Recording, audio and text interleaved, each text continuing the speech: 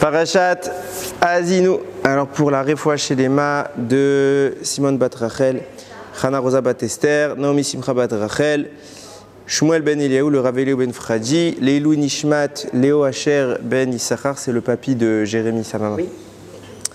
Leilou Nishmato qui vient de partir, et Zivugagun Vetar de Jenny bat Étoile, et Leilou Nishmat tous les Nitzrachim. Et pour la tzlacha de tous les soldats et la libération très rapide de tous nos frères encore en otage. Bezrat Hashem, on va attendre une Géoula Bekarov.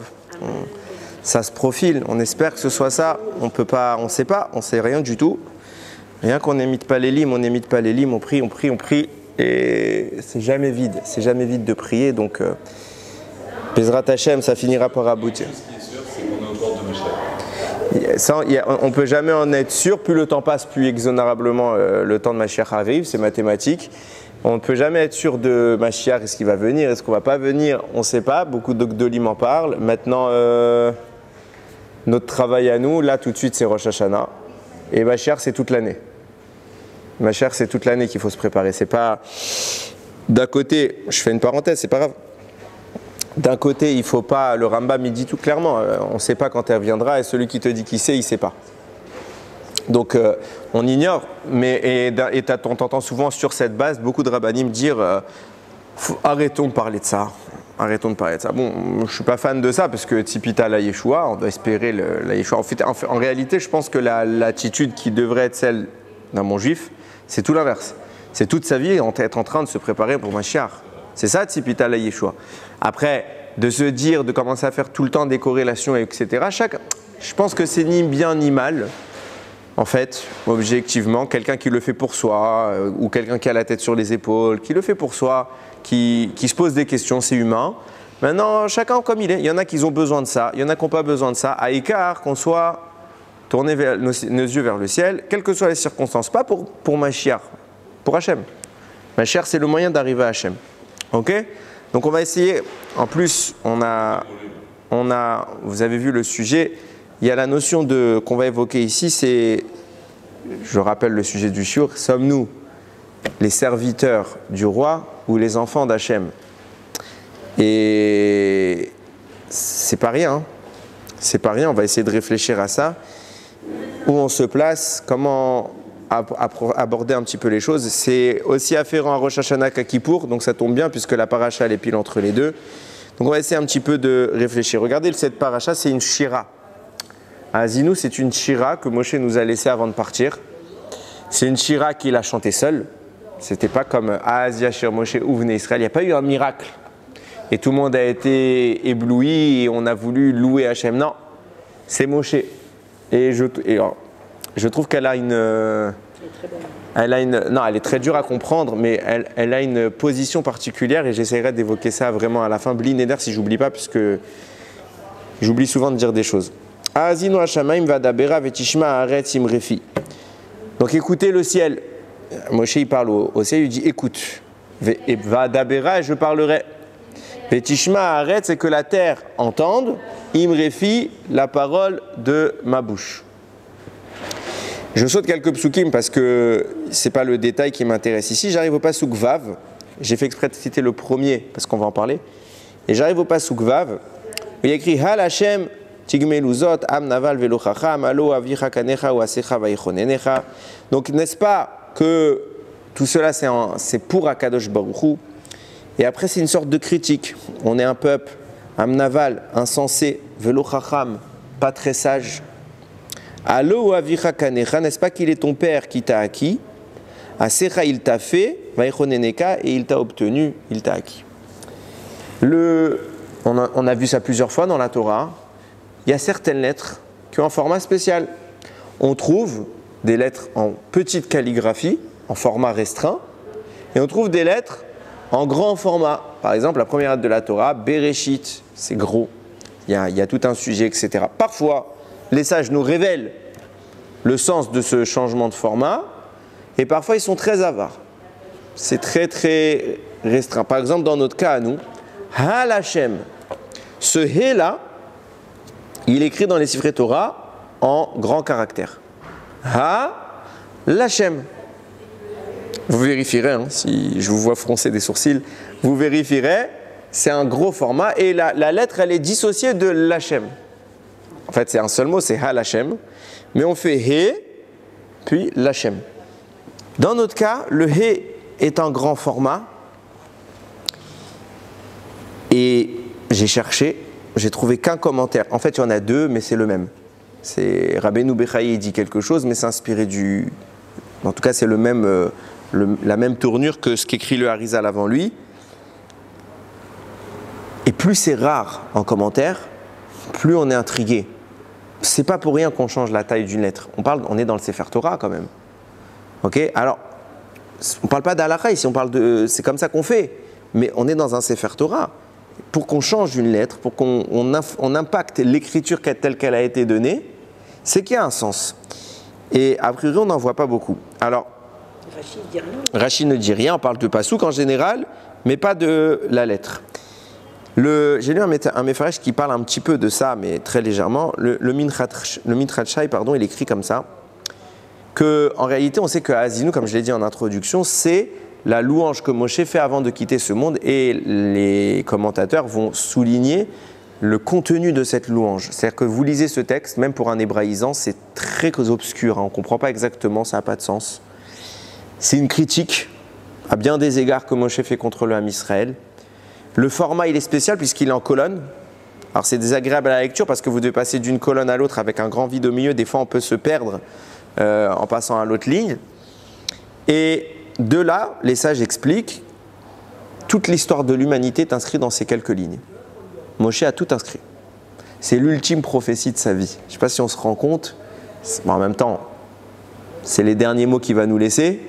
Donc c'est quelque part un testament. Et il écrit comme ça, le Mitrad Shai, que en tant que testament, c'est un chant, donc c'est quelque part aussi une œuvre, c'est de la poésie si on veut le prendre comme ça. Et bien Moshe en filigrane, il a inscrit son nom. Prenez les 6 premiers psukim, vous prenez les premières lettres, valeur numérique 345. La dernière lettre, c'est ce fameux He là, le grand format de Moshe. Vous prenez les premières lettres, donc c'est un He, un Yud, un Kaf, un He, puis un Shin. Et maintenant notre He à nous, Ha-Lachem, valeur numérique 345, à l'image d'un, entre guillemets, d'un poète qui ferait une poésie avec les initiales de son nom. Moshe a fait un acrostiche en valeur numérique, mais il a fait une sorte d'acrostiche qui vient témoigner que c'est lui l'auteur de tout ça. Et ce qui est intéressant, c'est que cet acrostiche prend fin avec le grand He, comme étant la conclusion de son nom. Donc c'est quelque part une valeur, une madriga, une hauteur que Moshe a finalement atteint, et c'est de ça qu'on va essayer de parler. Alors j'aborde un petit peu les propos du Harizal. Au début ça va te paraître un petit peu peut-être obscur, mais vous allez voir qu'on va essayer d'expliquer les choses le mieux qu'on pourra. Le Harizal compare ce grand He avec un autre He de la Torah qui lui n'est pas grand, mais petit. Lorsque on est dans le chapitre 2 de Bereshit, j'ai écrit Ele toldot hashamayim ve'haaretz, voici l'origine du ciel et de la terre, on va dire, Behi Bariam, lorsqu'ils ont été créés, Beyom asot elo Hashem Elokim, Eretz ve'shamem, au jour où Hashem a fait le ciel et la terre. Behi Bariam. Le He, que j'ai volontairement poussé, le He, dans le Sefer Torah, il est écrit en petit. Les sages, de là, vont faire énormément de commentaires. On va lire dedans, on va lire les lettres de Be'avraham. Il y a plein de commentaires intéressants. Mais là, le commentaire qui est porté sur cette réduction de format du He, Behi Baream, vient témoigner de la possibilité de couper le mot en deux. Behe Beraam. Avec la lettre He, il les a créés, à savoir le ciel et la terre. De là, les sages vont nous attester que le support, la lettre qui est à la base de la création de notre monde, du monde tangible, de notre réalité, est le He. Behe, avec la lettre He, Beraam, il les a créés. Ça fait suite à des propos qu'on a tenus plusieurs fois concernant la répartition justement de toutes les strates de la création qui est basée sur le tétragramme, le Yud Ke Vav Ke. Chaque lettre du nom d'Hachem vient mettre en place, générer une réalité, et les réalités se suivent l'une en dessous de l'autre. La dernière réalité, celle qui est l'objectif de la création, à savoir la nôtre, puisque c'est dans cette réalité que l'enjeu de l'humanité va avoir lieu, eh ben, c'est la dernière lettre du nom d'Hachem, puisque c'est la dernière apparition à partir de la base de son nom. C'est pour cela que quand la Torah nous dit Behe Beraham, avec le He, il les a écrits, nous dit le Harizal, puisque ce He fait référence à la dernière lettre du nom d'Hachem, on va l'écrire ici en petit. Erev Tov. On va l'écrire ici en petit. Pourquoi on va l'écrire en petit? Parce qu'il est à disposer dans le nom d'Hachem. Puisque dans le nom d'Hachem, il y a 2 fois la lettre He. Yud, Ke, Vav, Ke. Et qu'on a dit que chaque lettre, il y a une sorte de... C'est pyramidal, ça veut dire que c'est hiérarchisé, c'est le mot que je cherchais. Il y a une sorte de hiérarchie, la première lettre étant supérieure à la deuxième, supérieure à la troisième, supérieure à la quatrième. La dernière lettre, c'est le petit He, donc on le met en confrontation avec un He qui le précède, le premier He qui s'avère être la deuxième lettre, Yud, puis He. Bah forcément, ce He-là est inférieur au premier He du nom d'Hachem, qui sera lui la caractérisation du grand He face au petit He. C'est pour ça que Behi Baream fait référence à la création la plus basse de l'œuvre divine, la nôtre. Donc on va le faire en image d'un petit He. C'est quelque chose de restreint comparativement aux strates qui précèdent, dont la deuxième, qui est formée à la base, elle aussi, d'un He, qui elle est grande, puisqu'elle précède. Ok? De là, j'introduis, ça c'était l'intro, maintenant je dis brutalement les mots du Harizal, qui n'ont pas de sens si on ne les explique pas, mais Bezrat Hashem, on va expliquer. De là, et le maître nous dit, découle deux créations, donc deux créatures, ok? Et puisqu'il y a deux créations, deux créatures, il y a 2 dimensions de création. Il y a celle que le Harizal appelle la pensée créatrice, et celle qu'elle appelle l'acte créateur. Enfin, c'est traduit comme ça, il ne parle pas comme ça, mais vous m'avez compris. La pensée créatrice d'une première création, et l'acte créateur d'une deuxième création. On comprend qu'il y a un premier He qui est appelé le grand He, qui surplombe par sa position le deuxième He qui est appelé le petit He. Donc de la première manifestation du He, les deux sont créateurs. La première manifestation va être la signification de la pensée, de la pensée créatrice. Et la deuxième créature, celle qui émerge du petit He, qui est restreint, va être l'acte créateur. On va essayer maintenant de comprendre un petit peu tout ça. De là, le Harizal dit, en fonction de la disposition qu'on aura dans la pensée créatrice ou l'acte créateur, on sera appelé Ben, fils de Dieu, ou Eved Hashem, serviteur du roi. Maintenant, j'explique. Déjà, avant toute chose, c'est un langage que la Torah emploie. Tantôt, elle nous appelle Avadim, tantôt elle nous appelle Banim. Okay? Avadim, c'est écrit comme ça dans Vaïkra. Kili Bene Israël, Avadim, les Bene Israël m'appartiennent en tant qu'esclaves, ils sont mes esclaves. Avadaihem, il insiste, ce sont mes esclaves, Asherotzetiotam, Meretz Misraim, Ani Hashem Elokechem, que j'ai fait sortir d'Égypte. Ils étaient esclaves en Égypte, je les ai récupérés pour être mes propres esclaves. Donc on est appelé Avadim, esclaves. On est les serviteurs du roi. D'un autre côté, Parashat Re'e, il dit Bani Matem Lachem Elokechem. Vous êtes les fils d'Hachem, votre Dieu. Un esclave n'est pas le fils du roi. A priori, le fils du roi, c'est le prince. Mais c'est deux natures, deux fonctions, deux positions diamétralement opposées. L'esclave est une acquisition, c'est quelque chose d'extérieur au roi, qui est son sous-fifre, qui vient faire toutes ses volontés. Le fils est le prolongement du roi. Donc c'est beaucoup plus noble d'être le fils que d'être l'esclave, bien que d'être déjà esclave du roi, c'est pas rien. Et la notion de Eved qui est utilisée souvent en Tania, c'est autre chose. De quoi? Eved. Eh ben c'est ça, c'est ce qu'on dit, Avadim. Il y a la notion de Avadim et il y a la notion de Banim. Maintenant, il faut savoir disposer les deux. En fonction de ce que j'ai introduit, Banim, c'est ceux qui s'affilient à la pensée créatrice, à ce grand He dont j'ai parlé, celui de notre paracha.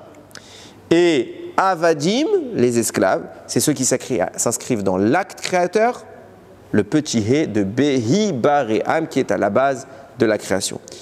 Maintenant, j'introduis l'idée. Pourquoi, si on s'affilie au premier He du nom d'Hachem, on est appelé Banim, tandis que si on s'affilie au deuxième He, on est appelé Avadim. Alors ça découle, le Harizal n'explique pas tout ça, parce que dans le texte qu'il parle, ça fait suite à plein d'autres textes, donc il ne va pas expliquer tout le temps les choses, mais c'est comme ça, a priori, qu'il faut comprendre. Je l'ai dit tout à l'heure, le monde est basé sur les 4 lettres du nom d'Hachem.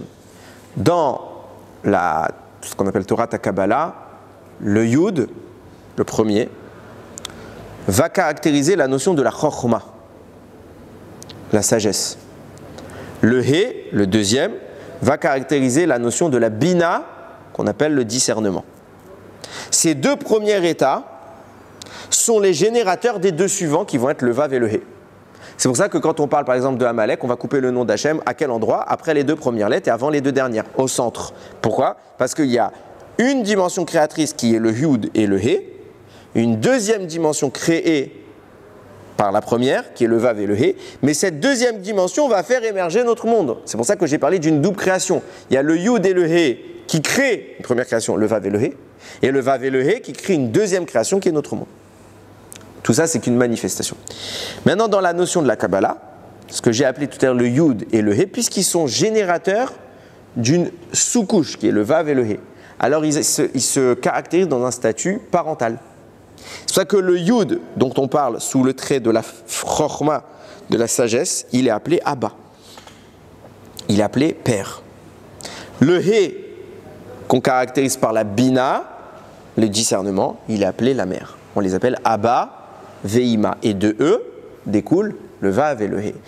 Donc, si une personne arrive à se positionner dans cette conceptualisation que sont Abba, Veima, donc cette création que j'ai appelée la pensée, alors puisqu'il y a Abba et Ima et qu'il émerge de cette création, alors il est appelé Ben. Il y a le père, la mère, donc lui il a un fils. Vous suivez? Ben, très bien. Ben ou Bat. Pareil, oui, Ben ou Bat, j'ai parlé au pluriel. Banim, comme ça il n'y a pas d'ambiguïté. Pareillement, si par contre on n'a pas la grandeur pour s'inscrire dans cette source première et qu'on s'inscrit dans cette deuxième source qui est le Vav et le He, la dernière lettre, le He, est appelée la Malchut, la royauté. Et puisqu'on est en rapport avec la Malchut, ce qui est en rapport avec le roi est appelé son esclave. Donc on apparaît ici deux états de la création. Pourquoi on a caractérisé le premier par la pensée et le deuxième par l'acte créateur? Très simple, puisque le premier est la source génératrice du deuxième et le deuxième fait apparaître notre monde. Donc le deuxième, le petit He, Yud Ke, la Malchut, vient dans la notion de réalisation tangible, physique, matérielle. Ok? C'est l'acte, le Olam HaAsiya, le monde de l'action. Tandis que l'autre est ce qui précède l'acte. C'est l'élément qui instigue, c'est l'impulsion première. C'est la notion de la pensée. Et elle est beaucoup plus haute, plus raffinée, parce que la notion de la pensée, c'est elle qui génère l'intégralité de la manœuvre. Si je n'ai pas une pensée, une volonté première qui vient impulser une envie de créer quelque chose, je n'ai rien.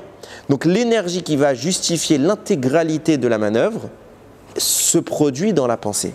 Et mieux que cela, elle est parfaite cette énergie. Pourquoi? Parce qu'il n'y a aucune source extérieure qui vient la brider. Dans ma pensée, j'ai une capacité d'imagination infinie. Alors ça c'est nous. Mais à l'échelle divine, ce qu'on essaye ici de témoigner, c'est que la pensée est pure. Tandis que lorsqu'on descend un échelon plus bas dans la manifestation, la concrétisation de cette pensée, forcément interviennent des contraintes extérieures. Par exemple, dans le cas humain, il va y avoir la contrainte logistique, budget, désaccord entre les propriétaires, plein de contraintes. On peut avoir une idée dans une entreprise et avoir plein d'oppositions à cette idée, à la mise en place de cette idée.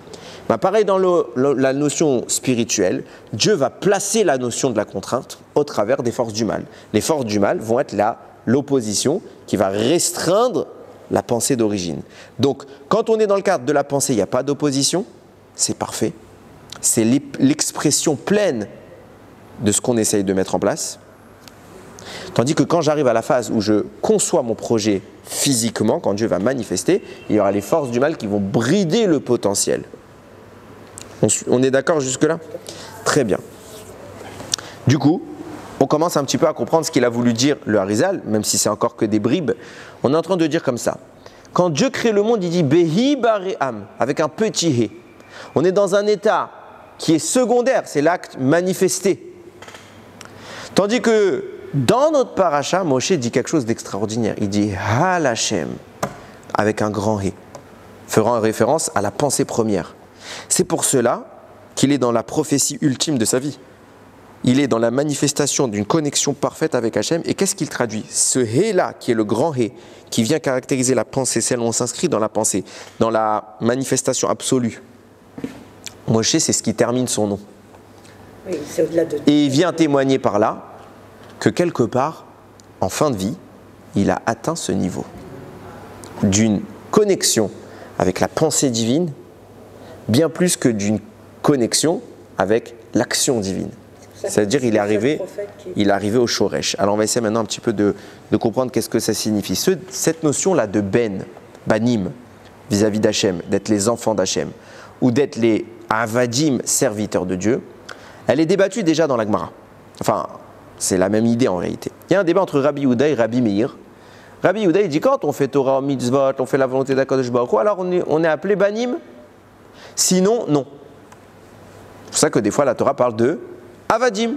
On est relégué en deuxième division et on n'est que les avadim. C'est déjà un statut énorme d'être les avadim.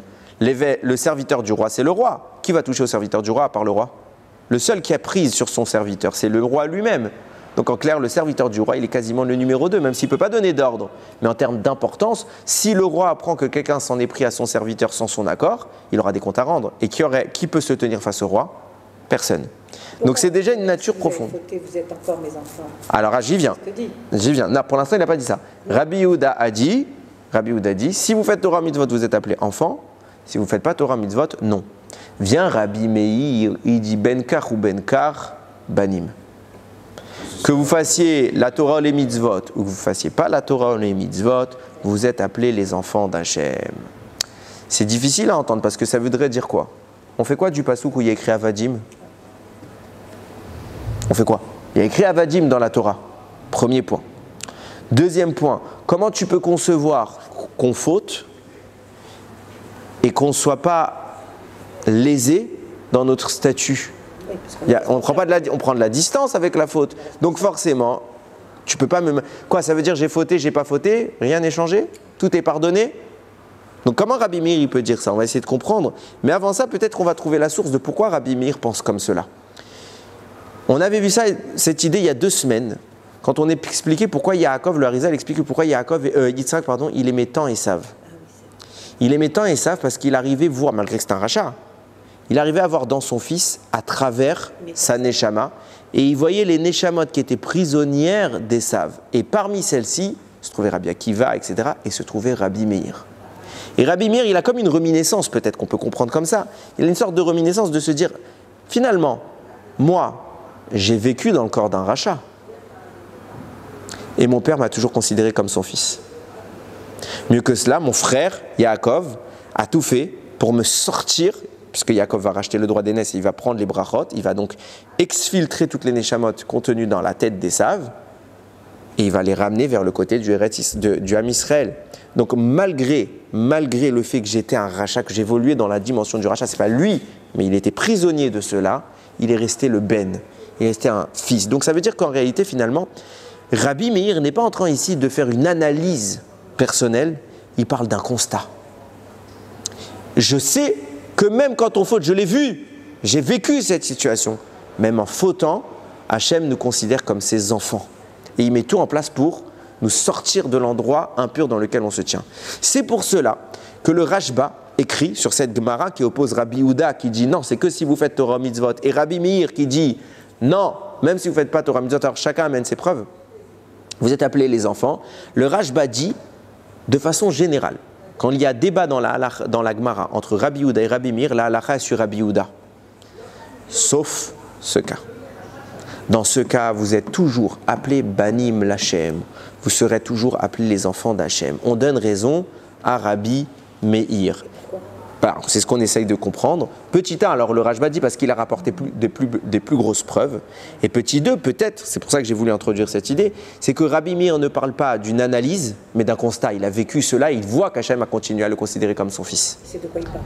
Donc il sait quelque part, même si c'est peut-être pas conscient, il y a une sorte de reminiscence. Vient le Ben Yehoyada, le Ben Ishraï, dans son livre qui s'appelle Ben Yehoyada, il dit on trouve une allusion de cela, du fait que d'habitude c'est la halakha comme Rabbi Yehuda, mais que finalement dans notre cas ce sera Rabbi Meir, on trouve une allusion de cela dans un pasouk de Michelet. que Shlomo HaMelech a écrit. Il écrit là-bas, béni, mon fils, il donne quelques conseils comme ça. Lidvarai akshiva, écoute, prends soin d'écouter, sois attentif à ma parole. La amarai at oznecha, et à ma parole, tends l'oreille. On voit que la amarai, nous dit le Ben Yehuda, c'est les mêmes lettres que les meir. Les meir at oznecha, tends ton oreille sur l'opinion de Meir, mon fils, pour lui donner raison, alors que d'habitude on ne lui donne pas raison. Et c'est une allusion dans notre cas à nous. Moi je pose une question toute simple sur les propos du Ben Ishraï, bien que ce ne soit pas une vraie question, parce qu'il parle de cela comme il n'étant simplement qu'une allusion.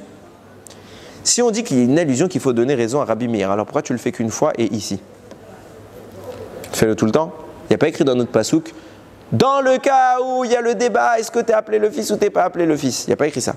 Il y a une allusion à Rabbi Meir. Alors d'accord, si la Torah te fait une allusion, alors elle est générale, à moins qu'elle le précise. Ou dans ce texte-là, on voit que cette allusion, elle est ciblée sur notre sujet à nous. Est-ce qu'on est les banim ou est-ce qu'on est les avadim? Peut-être on peut expliquer comme ça. C'est pour ça que je vous ai cité tout à l'heure le premier pasouk de notre paracha, qui contient exactement le même plan que le pasouk qui a été cité dans Michelet. Regardez les deux verbes qui sont employés. Enfin, ce n'est pas des verbes ici, c'est plutôt des noms, mais il dit lidvarai, à ma parole, la amarai, à ma parole. Alors souvent, ils mettent pour le deuxième mot, pour distinguer du premier, en français on met discours, mais pas tout le temps. Donc c'est deux synonymes, lidvarai, la amarai, le dibour et la amira. Ok? Et notre paracha, également, le premier verset de notre paracha, parle dans ce format-là, puisque lui-même il dit Ha'azinu Hashamaim va adabera, écoute le ciel et je vais parler, adabera, lidvarai, c'est la même chose. Vetishma aretz imre fi, et que la terre écoute les paroles de ma bouche. Imre la amarai. Alors j'y viens. Il n'y a pas ici, non, je ne vais pas parler de la notion d'affection. Mais la amaraï et imre, c'est la même chose. Donc le mot qui est employé dans notre paracha, c'est djibour et amira. De même que dans le sujet que citait le Ben Yehuda, il y a le djibour et il y a la amira. Deux synonymes, bien qu'il y ait une petite connotation de rigueur et de miséricorde dans l'un et dans l'autre, mais ça ne va pas être mon propos. Pourquoi? Et regardez comment Moshe dispose les choses. Quand il parle du djibour, il parle à Shamaïm, dans le ciel. Ha'azinu Hashamaim vadabera. Écoutez le ciel et je parlerai. Le dibour s'adresse au ciel. La amira s'adresse à la terre. Pourquoi il dit Vetishma haaretz imre fi? La parole de ma bouche, cette deuxième dimension de la parole, s'adresse à la terre. Nous, on a expliqué qu'il existait deux dimensions dans ce que j'expliquais tout à l'heure. Il y a deux sortes de création. Il y a la dimension céleste qui est plus haute que la dimension terrestre, qui est la plus basse. Donc si j'extrapole, la dimension céleste dont parlait Moshe, celle de la pensée divine, celle qui est parfaite. Donc le dibour s'applique à cette pensée divine. Et la dimension terrestre, celle qui a des contraintes, s'applique à la amira. Vous suivez le schéma que j'essaye de mettre en place. Ok. Vous allez maintenant, on a fait le plus dur du shiur, maintenant ça va être plus facile. J'ai juste introduit cette idée, maintenant ça va être plus facile. Regardez comment cette dichotomie des deux mots, elle se retrouve dans le langage de la création et du don de la Torah. Comment on parle de la création? Be'asara ma'amarot, amira, c'est par 10 paroles que Dieu a créé le monde. Et le Pirkei Avot, qui cite cette chose-là, il dit pourquoi par 10 paroles, il aurait pu créer par une parole. Pour récompenser les tzadikim qui maintiennent le monde créé par 10 paroles et pour punir les Réchaïm qui détruisent le monde créé par 10 paroles. Alors vient le Sfat Emet, il dit quelque chose que j'ai déjà expliqué ici. C'est quoi cette notion de tu as créé par 10 paroles, alors ça va récompenser ceux qui accomplissent, ça va détruire ceux qui n'accomplissent pas. Il dit on parle de quoi ici? On parle exactement de ce que j'avais expliqué à l'époque, à savoir que Dieu a créé le monde par 10 paroles. Et il s'est passé quoi? Adam a fauté. Et quand il a fauté, il a mélangé le bien et le mal. Etz hadat tov vara. Il n'a pas découvert le bien et le mal. Il connaissait le bien et le mal. La nouveauté, c'est qu'il les a confondus. Et le mal s'est implanté dans le bien, qui en a été imprégné. On ne peut plus les distinguer. Le travail du Ham Israël, c'est de faire ce birour, cette séparation des deux notions. Et à ce moment-là, les Asara Ma'amarot, Asara Ma'amarot, ont été impactés négativement. Il va falloir donc retirer les forces du mal. C'est pour ça que Dieu va punir les Réchaïm. Quand ça, en Égypte, il va créer 10 plaies. Les Réchaïm dont parle la Mishnah, nous dit le Sfat Emet, c'est Paro et l'Égypte, qui vont être le socle qui va maintenir l'impureté dans la création du monde. Donc Dieu, pour détruire ces énergies négatives, qui a impacté les 10 paroles, donc il y a 10 paroles, donc 10 énergies négatives, il va envoyer 10 plaies pour détruire le mal. Et de là va émerger Aseret Hadiberot, et non plus Mahamarot. Vont naître les 10 commandements. Nous dit le Sfat Emet, en réalité les 10 commandements, c'est exactement les mêmes énergies, les mêmes forces, les mêmes phrases que Dieu a prononcées au moment de la création du monde. Seulement ces phrases ont été impactées par le Maal, donc Hachem il a envoyé 10 plaies pour les libérer et pour qu'elles puissent réémerger ensuite sous les traits des 10 commandements. Et pourquoi on dit qu'il vaut mieux dire les 10 paroles que les 10 commandements? Chaque fois on dit que c'est une nouvelle. Je ne sais pas. Oui, parce qu'en réalité, Aseret Hadiberot, la traduction c'est Diberot. Oui, la traduction c'est Diberot. Ok. Mais on voit bien que dans le format dans lequel Akadosh Baruch Hu s'adresse tantôt au monde dans sa création, tantôt au peuple juif lors du don de la Torah, quand il parle au monde, il parle de Mahamarot, donc on est dans la notion de la Amira, et dans ce qui s'adresse au don de la Torah, il dit Diberot, le Dibour. Je pose une question qui est toute simple. Si ce qu'il dit le Sfat Emet c'est vrai, à savoir que les 10 commandements, c'est la même chose que les 10 paroles créatrices. Après, on change le nom. Après, on n'appelle pas ça les Asara Mahamarot, Odabam. On aurait pu les rappeler de la même manière. Plus que ça, on voit que ce n'est pas le même texte. Pourquoi une fois elles apparaissent dans un format qui s'appelle Bereshit bara Elokim et Hashem v'ta'aretz, et une autre fois elles apparaissent sous Anochi Hashem Elokecha? C'est pas pareil.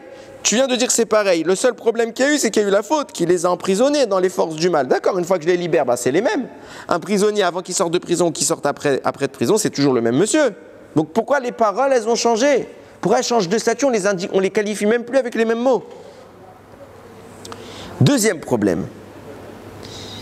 Si on dit que la faute qu'Adam a fait a été en mesure, Chasvé Shalom, d'impacter les forces du bien, alors pourquoi tu les redonnes?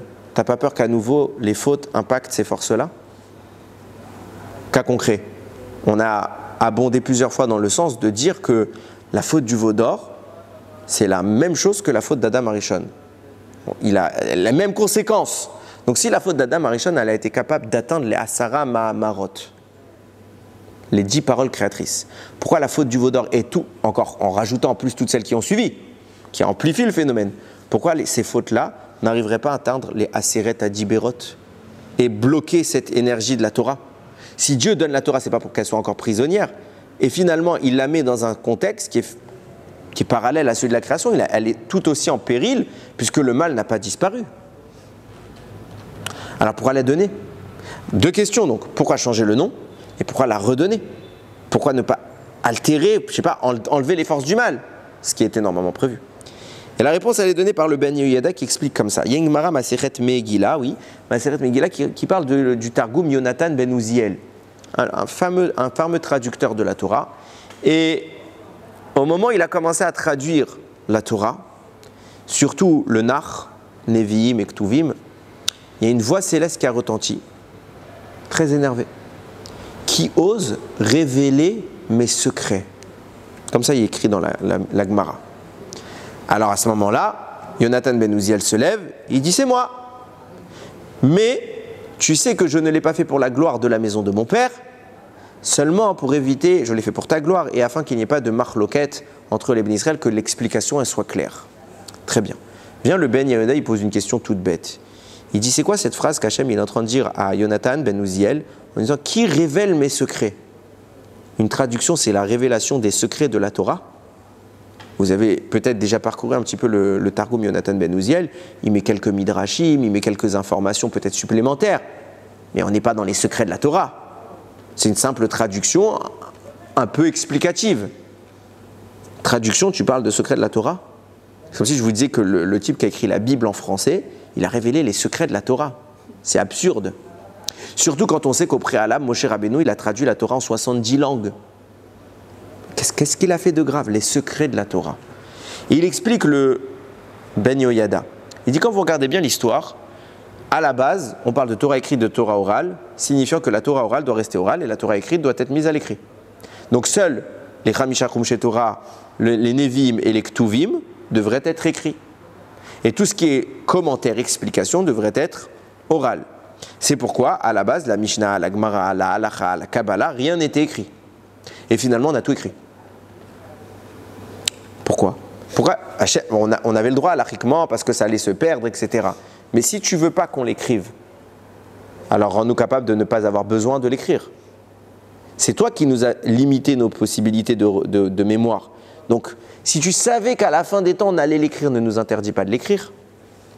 Réponse. Il n'a jamais été interdit d'écrire la Torah en tant que telle. Ce qui est interdit, c'est de l'écrire au mauvais moment.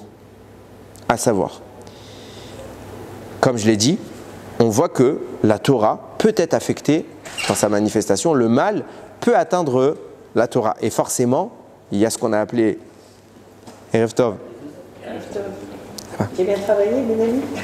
Donc il y a ce danger-là que, comme on a dit, quand il va y avoir la faute, il va y avoir une sorte d'aura négative qui va quelque part polluer la Torah. C'est pourquoi Akadosh Baruch Hu va laisser le temps faire son travail. À savoir, il va donner au monde, et plus précisément en Israël, des mitzvot. Par le biais des mitzvot, on va affaiblir le mal et renforcer la Torah. Ce qui va diminuer la possibilité pour le mal de s'en prendre à la Torah et de l'englober dans une aura négative. Quand Akadosh Baruch Hu arrive au moment de Matan Torah, à la base, rien n'était écrit. Même pas la Torah écrite n'était pas écrite.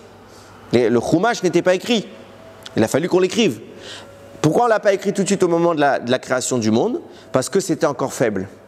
Et donc les forces du mal étaient fortes et on n'avait pas assez protégé, on n'avait pas fait le tikkun de toute la création qui protégerait la Torah. Donc en effet, c'est ce qui s'est passé à l'époque d'Adam. Il a laissé la porte ouverte, les forces du mal se sont infiltrées, ça a impacté la Torah. Mais avec le temps, les mitzvot qui ont été pratiqués ont affaibli les forces du mal et ont renforcé la protection de la Torah. Et la première dimension qui a commencé à émerger, c'est la Torah écrite. Elle a pu être écrite pour la simple et bonne raison qu'elle était assez robuste pour repousser l'acquisition du mal. Pas l'acquisition, l'insémination du mal. Il ne peut plus s'en prendre elle. Mais ce n'est pas vrai pour le reste de la Torah parce que le tikkun n'est pas encore assez avancé.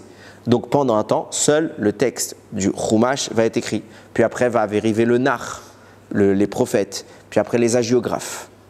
Et pas plus. Arrive Yonatan ben Uziel, il fait quelque chose qui n'existait pas à l'époque. Il écrit une traduction. Ce n'est pas le fait de traduire qui est problème, c'est le fait de le mettre à l'écrit. Tu es en train d'écrire ma Torah. Et la Torah vient, Akadosh Baruch Hu vient, dit de quel droit tu fais cela? Et sa réponse à Yonatan ben Uziel, je le fais pour le fait l'Echem Shamaim. Ça veut dire qu'il atteste de quoi? Igi Azman. Ce niveau de Torah peut enfin être considéré comme réparé et on peut l'écrire.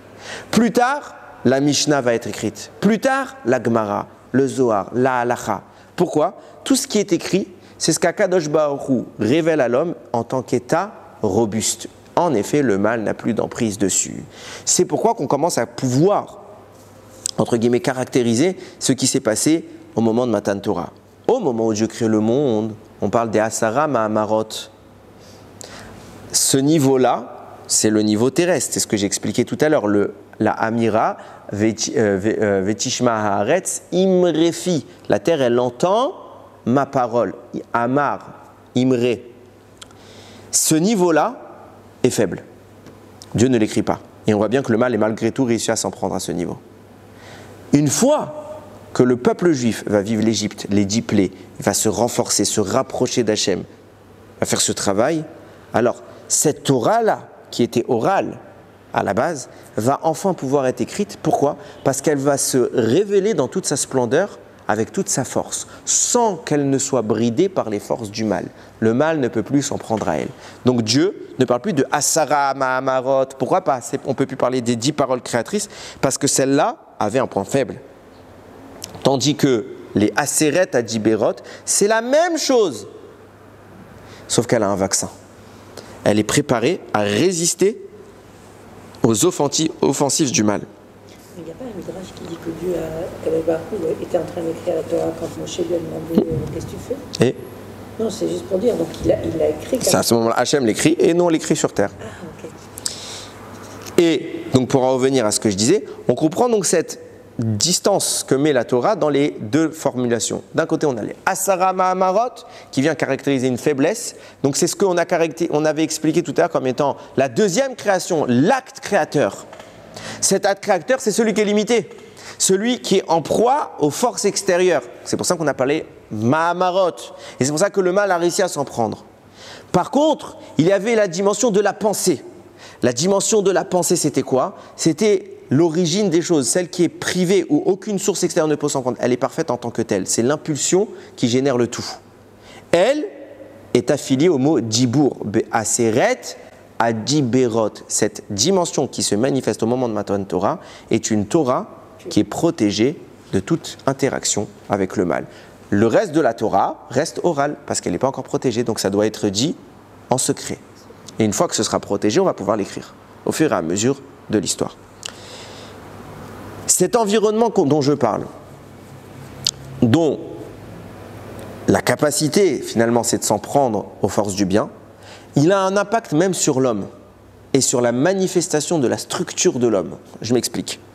Quand Adam faute, il y a écrit Vayas Hashem Elokim le Adam ul Ishto Kotnot Or. Dieu a fait à l'homme et à sa femme des tuniques de peau, Vayal Bichem, il les en a vêtus. Pourquoi? Parce qu'ils étaient nus, alors ils se sont habillés. Viens nous dire Rabbi Meir, ne lis pas Kotnot Or, des tuniques de peau, avec un Raïn, mais emploie plutôt le Aleph Kotnot Or, des tuniques de lumière. Il n'y a pas écrit lumière, il y a écrit peau. Comment tu changes la lettre? Bien, le Tikkun Zohar dit, en effet, Rabbi Meir il a raison, et en effet, la Torah elle a raison. Quand Akadosh Baruch Hu il a créé l'homme... Juste au bout de 2 secondes. Oui. Les tuniques, tu dis que c'est des habits. Des tuniques de lumière. C'est comme si c'était des tuniques en or en fait. Non, non, c'est pas matériel. La lumière en soi, c'est la couleur de l'or. Oui, mais c'est, si tu veux, mais c'est pas matériel dans ce qu'on parle. Ça veut dire qu'il y a une aura lumineuse qui en dégage. L'or, tu le mets dans le noir, il fait noir. Ah oui, c'est vrai. Adam, tu le mets dans le noir, il fait jour. Exact.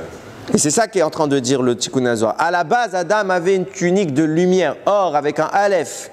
Mais la faute a permis au mal de l'ensevelir.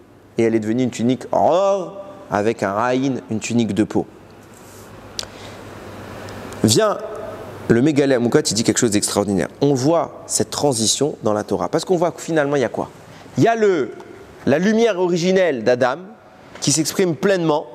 Et subitement, il y a les forces du mal qui viennent l'ensevelir. Et d'un coup, cette lumière, elle est bridée, elle est restreinte. Et donc, ce Aleph devient caché, petit, faible. C'est pour ça qu'il y a un endroit dans la Torah, on voit un Aleph en petit format. Et un endroit de la Torah, on voit un Aleph en grand format. Quand ça? Lorsque dans Divrei Hayamim, parce qu'en français, ils appellent ça les chroniques, je crois. Tout début, ils nous retracent les généalogies depuis Adam. Le premier mot, la première lettre, c'est Adam. Aleph de Adam. Le Aleph de Adam, il est en grand format. Parce que dans la création première, le Aleph s'exprimait pleinement parce qu'il était la source du or, de la lumière d'Adam. Mais plus tard, lorsque Moshe, après le veau d'or, va vouloir entrer dans la tente qu'Akadosh Baruch Hu lui a demandé de constituer, là il va y avoir le Mishkan, il écrit Vaikra el Moshe. Hachem l'a appelé Moshe, Vaïdaber Hachem est là, Hachem lui a parlé, Meoel Moed depuis la tente. Vaikra, le Aleph de Vaikra à la fin, il est en petit. Pourquoi? Parce que à ce moment-là, la faute est venue et la lumière qui était celle de l'origine d'Adam a restreint l'humanité à un petit Aleph bridé par un Raïn qui vient faire la peau, le or, plutôt que le or. Et on a diminué l'impact lumineux spirituel d'Adam Arishon. Et regardez, c'est ce qu'il va dire Moshe Rabbeinu. Quand Moshe Rabbeinu constate cela, qu'Hachem dit Vaikra, et qu'il constate que dans cet appel, il sent une restriction, il sent un problème. Quel est le problème? D'ailleurs, il va s'en plaindre à Hachem. Il va lui dire Ata Achi, quand il va vouloir rentrer en Israël, il va dire Hachem Elohim, Ata Achilota le'arot et avdecha et godlecha, etc. Tu as commencé à montrer à ton serviteur ta grandeur. Tu as commencé, ça veut dire que tu n'as pas fini. Je n'ai eu qu'un début. Là où j'aurais dû avoir plus. Viens nous dire le Mégalé Amoukot, le mot Achilota, c'est les mêmes lettres que Haluchot. Haluchot, l'étape de la loi que tu devais me donner, c'était ça la pleine expression de ta Torah. Mais finalement, sur ces tables, sur cette énergie, sur cette lumière que tu proposais de nous donner, tu as fait juste Achilota, tu as que commencé. Et quand est-ce que Moshe a ressenti ça? Quand il était Bachamaïm et qu'il a vu la puissance de Matan Torah, les Luchot qui auraient dû être les nôtres. Et finalement, il n'y a eu que Ata Achilota. Tu as fait que commencer. Tu as restreint ce potentiel. À quoi? Quand j'arrive dans la tente, je ne peux pas mettre un grand Aleph, comme Adam. Je peux dire que Vaïkra avec un petit Aleph. Parce que quand tu m'appelles, tu ne me révèles plus tout. C'est pour ça que quand il lui dit Ata Achilota Learot, les initiales des trois mots, Ata Aleph, He pour Achilota, et Lamed pour Learot, c'est l'initiale de Ohel. Quand tu m'as appelé pour venir dans le Ohel Moed, après la faute du veau d'or, on est impacté par la faute, et cette faute restreint le potentiel. On est dans un petit Aleph, Vaïkra avec un petit Aleph. C'est pour ça qu'au moment où tu m'appelles, j'écris un petit Aleph pour témoigner que c'est une restriction de la lumière. Là où j'aurais dû être comme Adam avec un grand Aleph avant la faute. Tu n'as fait que commencer à nous donner, alors que tu n'aurais dû nous donner le plein potentiel des Luchot. Achilota au lieu de Haluchot.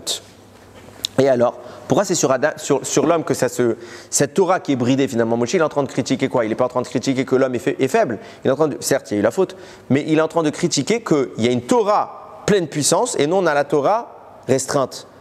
C'est pas sur le Aleph de l'homme qu'on devrait témoigner de cette restriction. C'est où? C'est sur les lettres de la Torah. Or, on en a parlé tout à l'heure avec les deux He, mais je vais y revenir.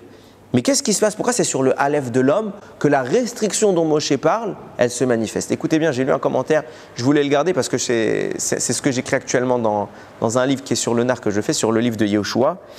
Mais c'était trop beau pour que je me retienne. Le Shla HaKadosh, il dit comme ça.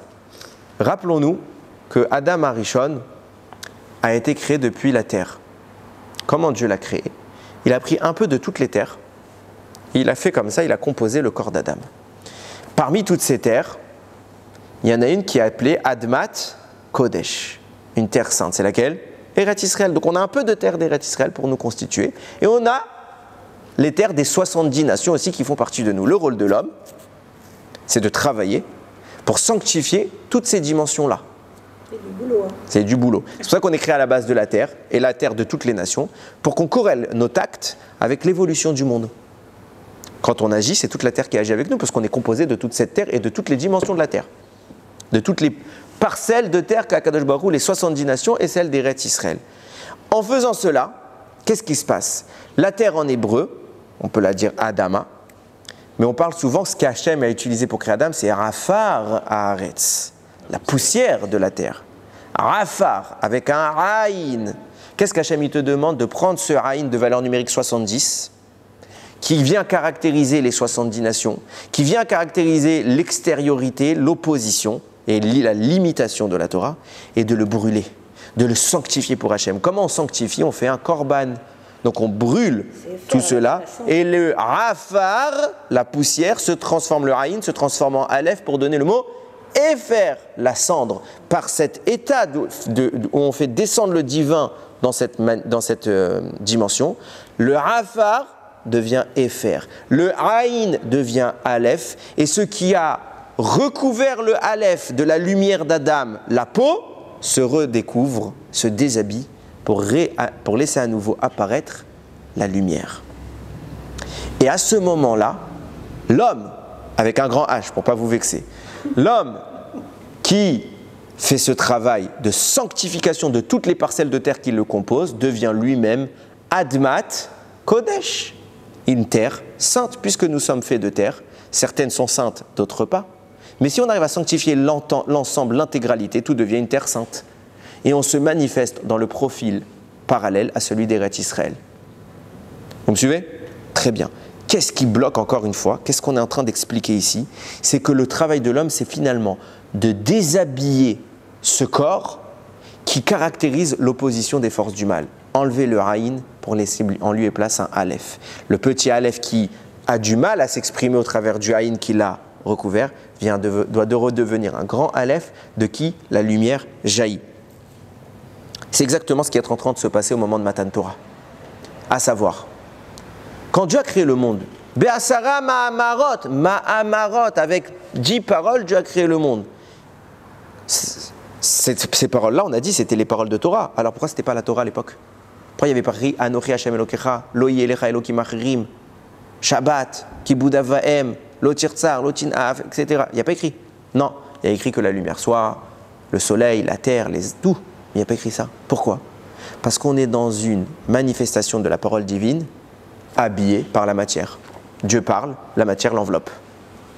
C'est pour ça que le monde apparaît sous forme matérielle quand Dieu parle.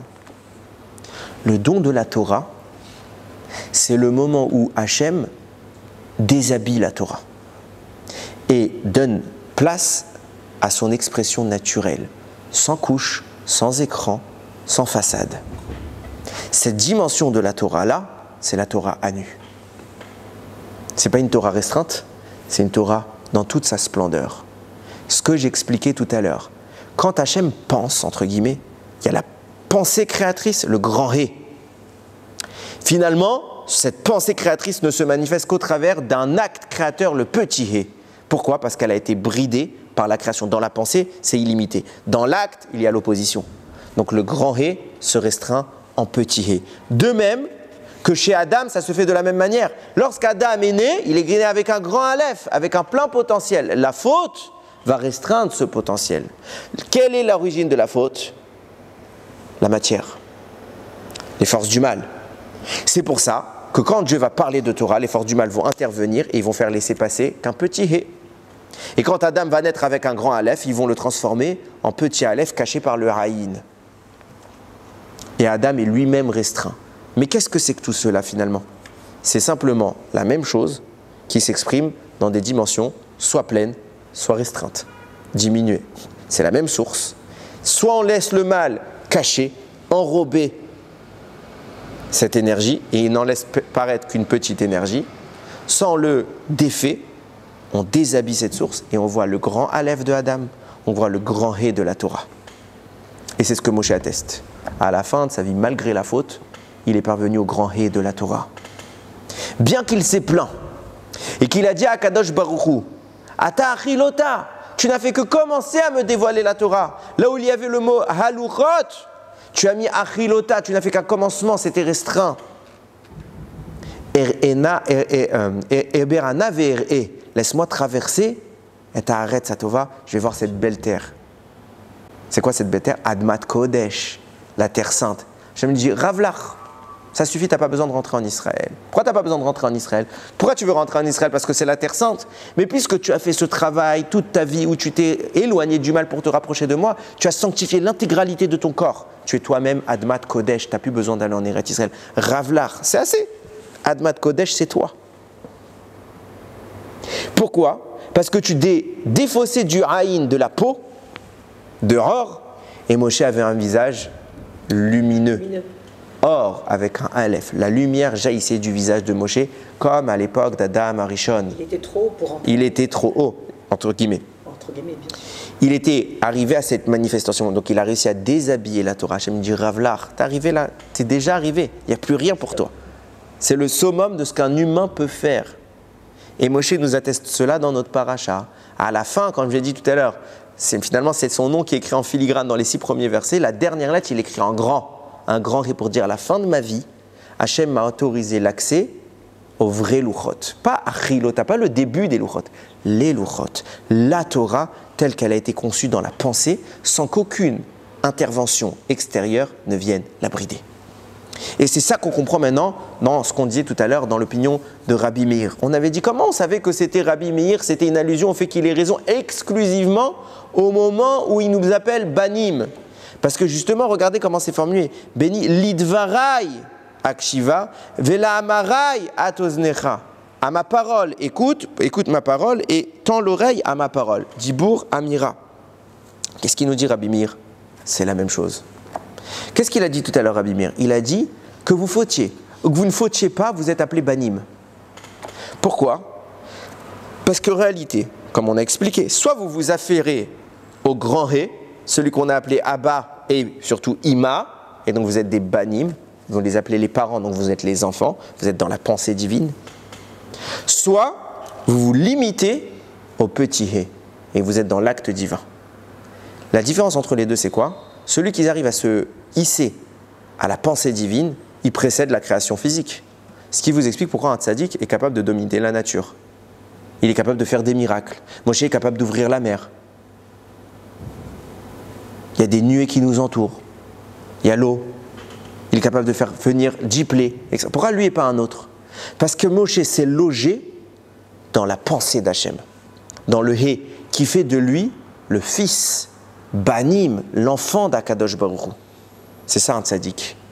Alors que nous nous limitons à une petite expression de cela. On prend de la distance, on laisse le mal mettre un écran entre nous, Hachem, on est distant de Dieu. Et nous, on s'inscrit dans l'acte créateur, le petit Hé qu'on a appelé la malchoute. Et donc, puisqu'on est en rapport avec un roi, alors on est ses serviteurs. Les deux sont la même chose. C'est ce qu'il dit Rabbi Meir. Les deux, c'est la même chose. Au final, être serviteur ou être l'enfant, c'est pareil. C'est simplement que le serviteur est une restriction de l'enfant.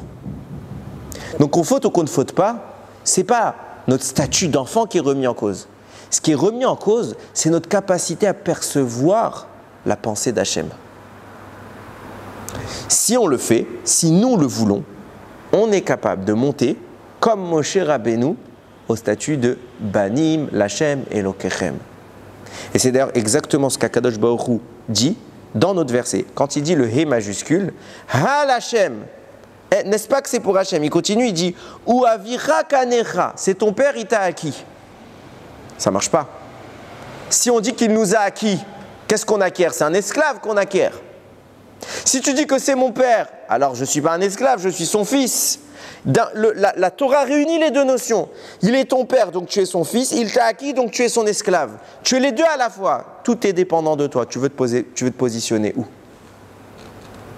Est-ce que tu veux vivre dans une Torah bridée par les forces du mal? Ça veut dire que tu vas avoir une conception de la Torah, mais au travers du crible d'une vision un peu goy, partielle. Ouais, c'est de la belle philosophie. C'est une belle philosophie, la Torah. Il y a des belles valeurs dans la Torah, mais c'est tout. Donc dans ce cas-là, tu vas faire une pratique qui est limitée. Tu ne vas pas déshabiller la Torah. Tu ne vas pas rentrer dans son intimité. Tu seras l'esclave. L'esclave, c'est simplement un fils qui n'a pas passé l'étape derrière, qui n'a pas su entrer dans la proximité de la Torah. Si tu veux aller un peu plus loin, si tu refuses l'impact du Haïn, des 70 nations, des 70 terres impures, et que tu sanctifies l'intégralité de la terre qui te compose, tu accèdes au grand Aleph, au grand Hé. C'est l'œil de Horim, hein. Et là, peut-être, et là, tu n'es plus dans l'acte créateur, tu n'es plus limité par la nature, tu es l'Ema'ala Minateva. Tu es au-dessus. Écoutez bien, juste je veux conclure sur cette idée. Tu es au-dessus de la création. Tu es capable du miracle. C'est ce que Moshe Rabbeinu nous dit. Ha Lachem, à la fin de ma vie, malgré tous les problèmes que j'ai eus, malgré que la faute m'ait impacté moi aussi, ce travail que j'ai fait dans ma vie, de m'opposer au mal, de le refuser, m'a ouvert l'accès à la connaissance d'Hachem. Se pose tout le temps la question de savoir comment les grands de la Torah ils connaissent autant de Torah. Si on devait mesurer les quantités, un cerveau ne peut pas retenir tout ça, ça n'existe pas. Autant de quand on parle de Rav Ovadia Yosef, on en rigole à chaque fois. Pourquoi? Parce qu'il est dans l'intimité de la Torah. Il est au-dessus de la nature. Ça veut dire que quand le cerveau, on fonctionne avec notre cerveau, donc naturellement, alors on a une limite. Les forces du mal nous limitent. Mais quand on sort de cette limite, on domine la nature, il n'y a plus de limite. Et à quel moment de sa vie, et c'est ça ce que je voulais vous dire tout à l'heure, que j'ai dit que j'espère que je n'oublierai pas de le dire, à quel moment ça arrive? Cette shira que Moshe il a écrit, Mechila, je ne vais pas rappeler l'auteur de ce que je vais dire parce que je n'ai pas en souvenir son nom. Il dit quelque chose d'extraordinaire. Pourquoi c'est la plus grande shira que Moshe a écrit? Il en a écrit 3. Une devant le puits, une devant la mer et celle-là. Celle-là, c'est la plus grande. Parce que les deux précédentes, elles font suite à un miracle. Tu m'étonnes que quand il y a un miracle, tu vas chanter. C'est lequel qu'il a écrit dans le puits? Le puits, c'est quand ils vont justement récupérer le puits, il va y avoir une guerre, etc. Ils vont chanter toute une shira parce qu'Hachem va les préserver de leurs ennemis. Ils vont s'en rendre compte grâce à ça, grâce au puits de Myriam. Et un miracle, tu chantes.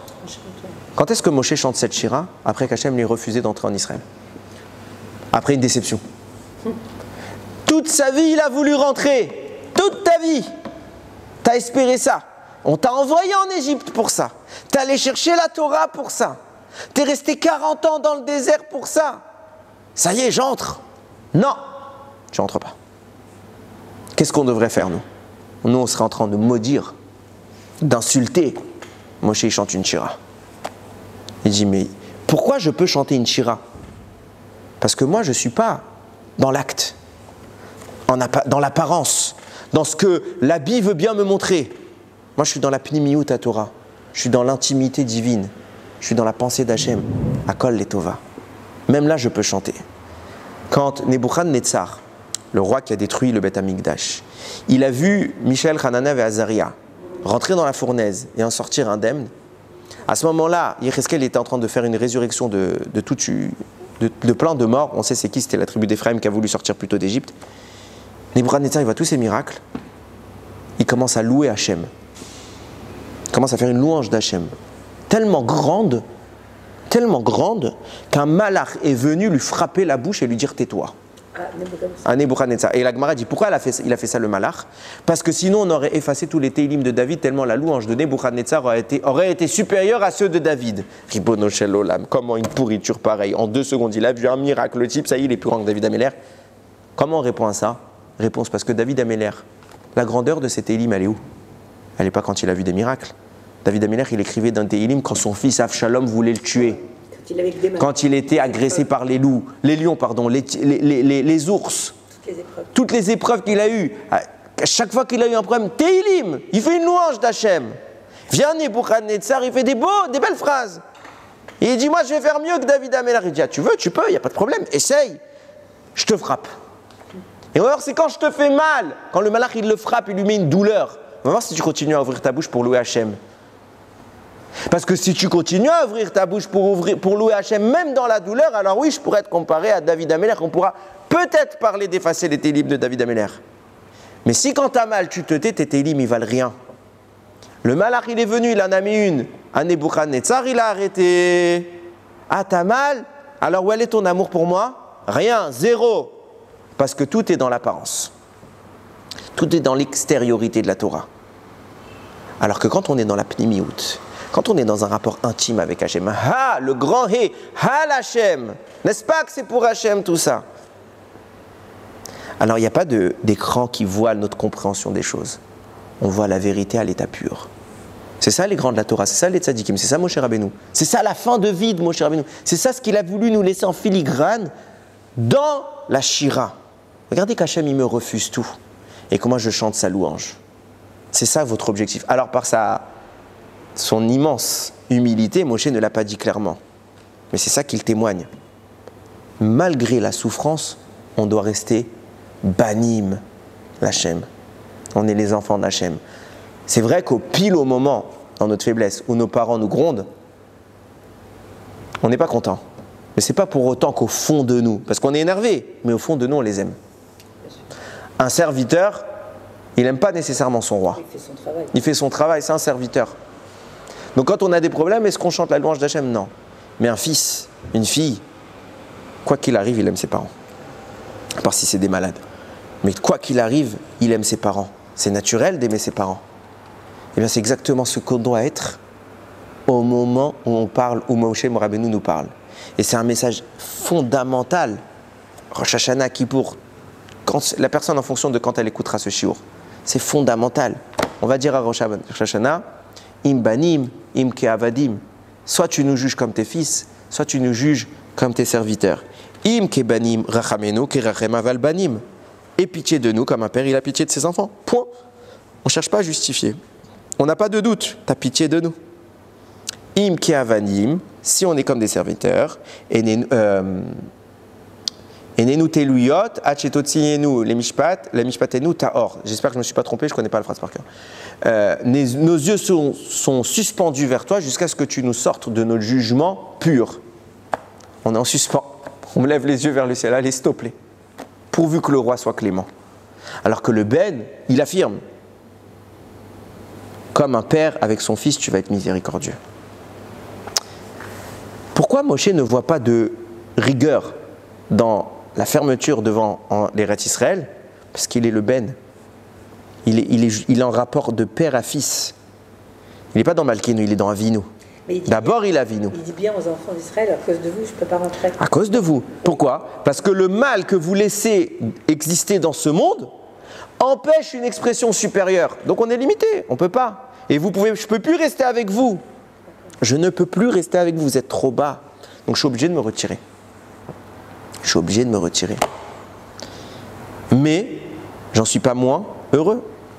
Parce que je sais, Enon Milvado, tout ce qu'Hachem il fait, c'est pour le bien. On vient de passer une année horrible. Et merveilleuse. Alors il y en a plein peut-être en commentaire, ils vont me dire, ah comment il parle celui-là avec tout ce qu'il y a eu. Horrible et merveilleuse. Horrible parce qu'on est à l'extérieur. Donc on voit quoi? On voit les morts. On voit l'incompréhension. On n'a pas la connaissance de la Torah. Mais si on était dans la pnémiout, proximité avec Hachem, alors peut-être que déjà il n'y aurait pas eu tout ça. Mais on ne verrait pas qu'il y ait une once de mal dans l'action d'Hachem. On n'est pas dans l'acte divin, on est dans la pensée. Et dans la pensée, il y a toujours une raison pour une action. Quand on voit l'acte d'une personne, on ne sait pas ce qu'il pense. Donc, pourquoi il a fait ça? Mais si je sais ce qu'il pense, je ne me pose pas la question de pourquoi il a fait ça. Donc il n'y a pas d'inquiétude. Quand par exemple, vous savez que moi j'ai fait ça tout à l'heure avec un de mes enfants pour rigoler, il y a le petit qui se plaint pour n'importe quoi. Je sais qu'il a tort. Ok, il était en plein caprice. Alors pour rigoler avec le grand, je lui fais viens, je vais te crier. Alors il vient le grand à côté de moi, je lui fais un clin d'œil et je mets ma main comme ça et je fais pam sur ma propre main. Et l'autre il voit pas, alors il est content parce que pour lui le grand il l'avait embêté alors qu'il n'avait pas vraiment embêté mais il est trop petit pour comprendre que le grand avait raison. Je peux pas expliquer à un enfant de 4 ans ton frère a eu raison de faire ça parce qu'il n'est pas assez intelligent. Alors pour lui faire croire que dans sa tête quand on fait du mal il faut qu'on comprenne qu'il y a une sanction. Je lui ai fait croire que j'ai puni mais j'ai pas puni. Est-ce que si vous demandez au grand à ce moment-là, il sait ce que je fais, il sait ce que je vais faire, il a vu que j'ai mis la main pour frapper, donc je ne vais pas frapper. Donc il a peur, il se pose la question, mais pourquoi papa frappe? Non, il sait que papa ne frappe pas, du tout, c'est un sketch. On le fait souvent. Simplement qu'il y a 2 enfants. C'est marrant, ça s'est passé tout à l'heure ce que je vous dis. Il y a le petit qui ne comprend pas, il est chitsoni encore. Il n'est pas dans l'intimité encore, il n'a pas la conscience. Il y a le grand, il comprend, le petit qui ne comprend pas, il voit un coup. Et le grand qui comprend, il voit un papa qui est en train de s'amuser avec lui. Même scène, 2 perspectives. Un qui est capable de comprendre, un qui n'est pas capable de comprendre. À nous de savoir, on se place où? Dans ceux qui veulent comprendre, ceux qui font les efforts pour comprendre. Et si en effet on fait les efforts pour comprendre, on rentre dans la pnémiout avec Hachem, dans l'intimité avec Hachem. Et oui, les efforts pour comprendre ne sont pas faciles. Torah, Maasim Tovim, Mitzvot, je veux pas, je fais quand même. Je veux pas, je fais quand même. Ma femme, je lui disais tout à l'heure, je l'ai appelée au téléphone sur la route parce que je m'endormais au volant. Alors je me connais, je suis facile à dormir au volant moi. Alors tout de suite j'ai appelé ma femme, comme ça on va discuter sur la route. Souvent elle me sauve la vie comme ça. Et on discute en route et le fait qu'on discute, ça me maintient réveillé. Et elle me dit, mais je comprends pas. Avant Mincha, t'es parti étudier avec ta chavruta? Je lui ai dit, bah oui. Elle me dit, oui, mais dans ce cas-là, il fallait peut-être te reposer un peu, tu étais épuisé. J'ai dit, Rasvé Shalom. Elle me dit, mais attends, j'ai fait, c'est ce qui aime Chayenu, Veorech Yamenu, c'est ça notre vie. C'est ça notre vie. Il n'y a pas plus grand bonheur que de pouvoir étudier. On se rapproche d'Akadosh Baruch Hu. J'ai fait, tu crois quoi? Je vais mourir après 120 ans, je serai sans doute à Maharetz. Alors laisse-moi peut-être avoir un peu de chance de connaître un peu de trucs quand on me posera des chélotes là-haut. Ribono Shel Olam, c'est ça notre vie. Qu'est-ce qu'on cherche? Qu'est-ce qu'on cherche? Et vous savez le bonheur que j'ai eu quand j'ai fait ma chavruta là de tout à l'heure, avec ma chavruta, c'est extraordinaire. J'ai kiffé ma vie. J'étais en train de lui parler, j'avais un petit peu d'avance parce que j'avais pu avancer. Je lui ai expliqué tout le raisonnement en cours parce que je l'avais en tête et j'étais émerveillé. C'est extraordinaire cette Torah. Elle est belle notre Torah. Alors pourquoi on va rester avec un petit Torah, un petit Aleph, un petit He? Viens, on va voir la grande lumière de la Torah, le grand He. Et là, il n'y a plus de Shelot. Et là, il n'y a plus de Shelot. Il n'y a plus de Shelot. Il n'y a que Akadosh Baruch Hu, il n'y a que la Shira, il n'y a que le chant, il n'y a que de l'amour. On a passé une année horrible, parce qu'on est à l'extérieur, et merveilleux si on avait réussi à être à l'intérieur. À nous de nous positionner. On arrive encore une fois sur une nouvelle année. On se prépare, on est jugé, Rosh Hashanah, Kippour, on se prépare. On ne veut plus être les Avadim. Eved, il est loin. On veut être les Banim, les enfants d'Hachem. C'est notre travail à nous. Arrêtons de servir Hachem par crainte. Le serviteur, c'est celui qui sert par crainte. Le fils, c'est celui qui sert par amour. Et venez, on le sert par amour. Il n'y a pas mieux que d'être amoureux d'Hachem. Il n'y a pas mieux, parce que lui, il ne nous trompe pas, il ne nous abandonne pas, il ne passe pas à quelqu'un d'autre. Toujours il nous aime, toujours il nous aime. C'est ce qu'il dit Rabbi Meir. Vous êtes toujours les banim. À vous, la seule différence, ce n'est pas vis-à-vis d'Hachem. Hachem, il est toujours avinu. Le problème, c'est que nous, on le traite que comme Malkenu. Alors qu'il est avinu Malkenu. Bien sûr qu'il y a la dimension de la crainte révérentielle vis-à-vis d'Hachem. Mais c'est notre papa. Et un papa, il aime ses enfants. À nous de lui prouver que nous aussi, on l'aime comme un papa. Yiratson, que cette année, Bezrat Hachem, on ne soit plus à l'extérieur, on ne voit plus les choses comme des catastrophes, on voit que le bien caché dans la main d'Hachem, que toute sa pensée, elle est que les Tova, que très très vite, on va venir avec Mashiach, on va reconstruire le Beth Amikdash et qu'on va se retourner en arrière sur 5784 ans d'histoire en rigolant, en disant mais quelle farce c'était cette histoire. On avait tout le schéma devant nous, on s'est mis à l'extérieur, on n'a rien compris, alors qu'on avait la possibilité grâce à la Torah d'être à l'intérieur pour tout comprendre. On pourra tout comprendre, on a le mérite d'avoir cette Torah qui est extraordinaire, qui est le plus grand bonheur qu'Hachem il ait donné à l'homme. Servons-nous-en, servons-nous-en, formulons les phrases en français tant qu'à faire. Et profitons de tout ce qu'Akadosh Baruch Hu a à nous donner. Yiratzon, que cette année soit complète de brachot, qu'on soit tous scellés directement dans le livre des tzadikim, le livre Sefer HaChaim, et que Akadosh Baruch Hu, enfin, il revienne avec nous, qu'on soit plus loin de lui, qu'il soit proche de nous, nous proches de lui, et qu'on reconstruise ce Beth Amikdash qu'on attend depuis trop longtemps. Baruch Adonai Leolam, Amen ve Amen.